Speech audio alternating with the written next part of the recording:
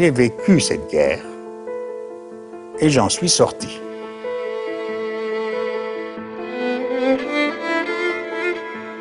Donc pour moi maintenant, ce sont des souvenirs comme un roman. Pour vous, c'est quelque chose qui n'existe pas puisque vous le lisez dans les livres. Le souvenir de la guerre, oui, bien sûr. Quand on courait dans les rues, les bombardements, on se cachait dans les caves.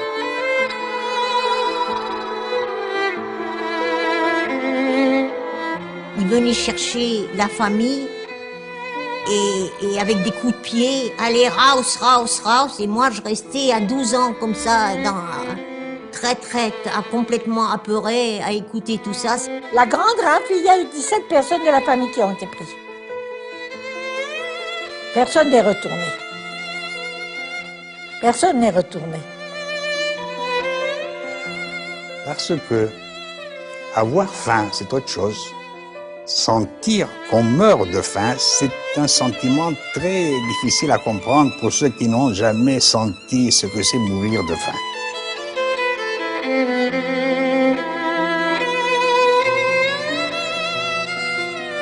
Du moment que t'étais juif, allez, bon pour le camp de concentration, terminé. Hélas.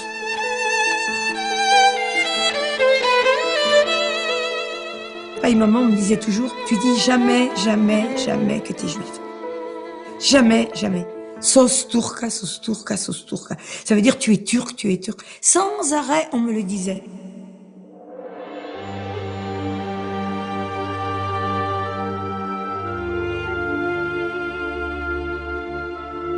Birçok Türk diplomatları kendi inisiyatiflerini kullanarak bir avuç Yahudi'yi mutlak bir ölümden kurtardılar.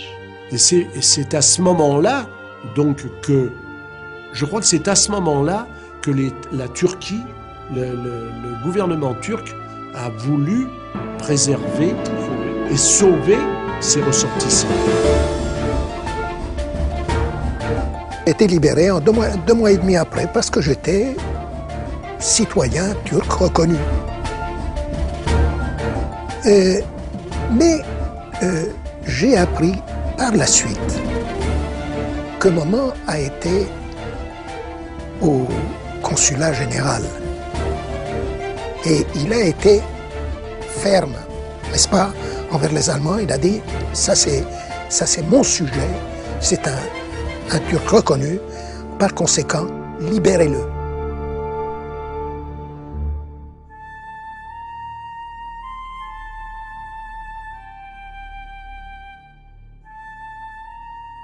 Puis on a passé 4 ans comme ça, et puis tous les jours on entendait « Ah, celui-là il est parti à Auschwitz, ah, celui-là il est parti à je sais pas où, il est mort, l'autre est mort ».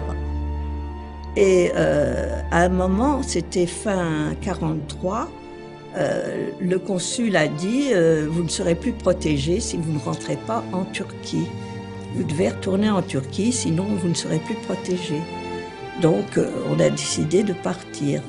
Alors mon père est rentré chez nous et nous a dit écoutez mes enfants, n'importe comment on est mort, alors si on doit mourir en route, montons dans ce train.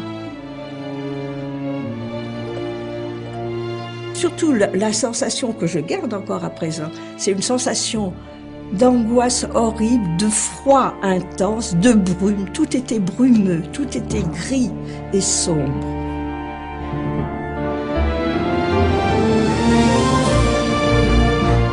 C'était alors justement, en comparaison de ce froid, de cette nuit, de cette brume, quand on est arrivé à Istanbul, j'ai eu l'impression de lumière extraordinaire. Donc à ce moment-là, c'était un cadeau du ciel. C'est fantastique.